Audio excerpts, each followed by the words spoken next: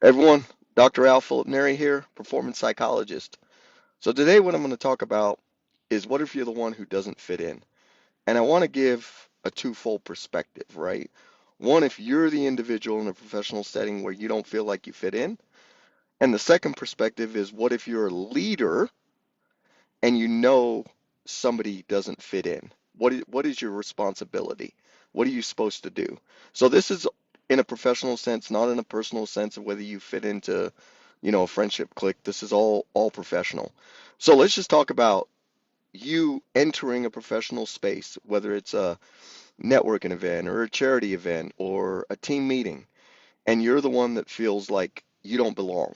It actually could just be your entire job, the company. You feel like something's off. You don't fit in. So the question to ask yourself is, why don't you fit in?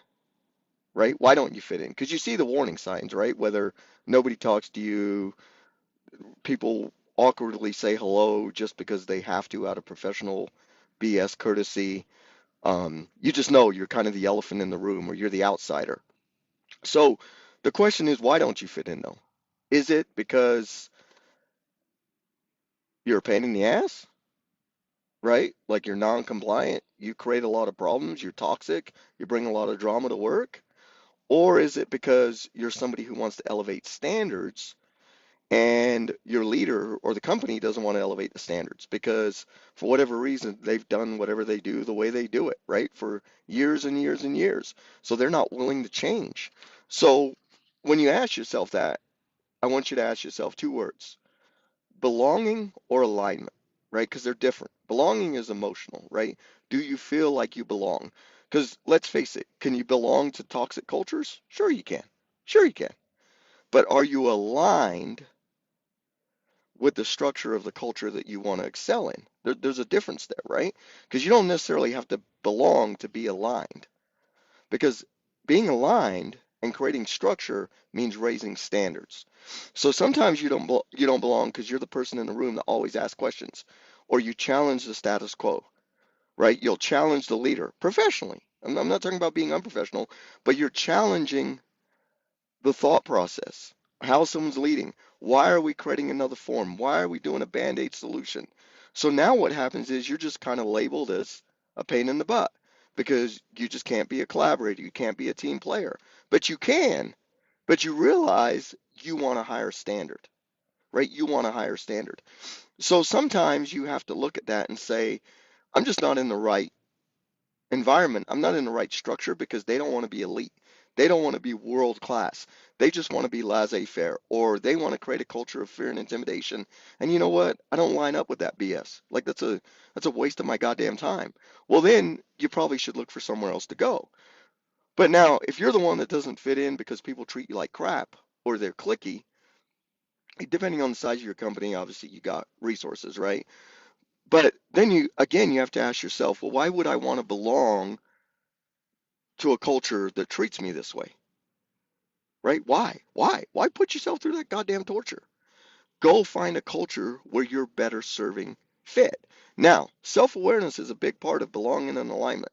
So you have to be aware of your strengths, you have to be aware of your areas of improvement, you have to be aware of how you conduct yourself, you have to be aware of your lived experience, your academic experience. Like you have to be aware, and you can't make excuses if you're not doing you and owning your part. That's not cool either, right? Because you got to step up to the plate.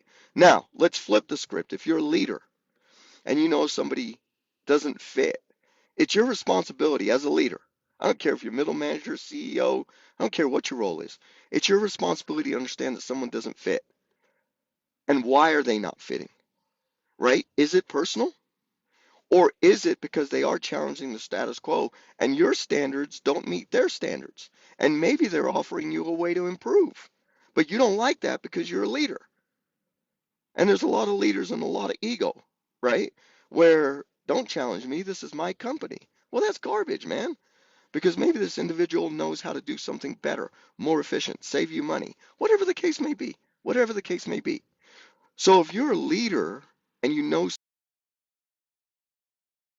somebody, figure out why and give them a fair chance. And if it is standards, which is alignment and structure and systems and processes, then you got to do the right thing and you got to elevate them. You got to help elevate their level of expertise, their level of experience, their level of standards. And you know what? All those clicky people, if they can't raise their goddamn standards, then you got to get rid of them.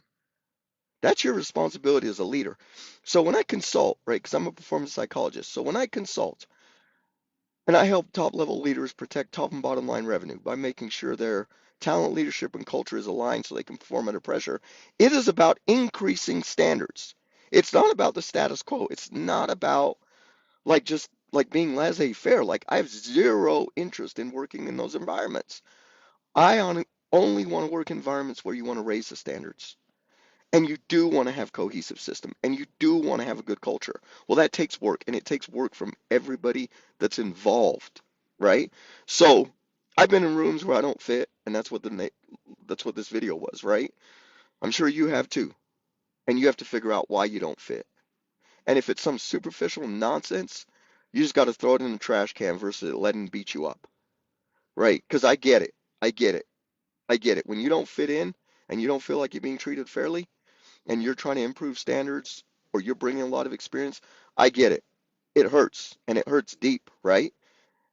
And if you know people are being malicious or targeting you, it's even deeper. But at that point, just get the hell out of there.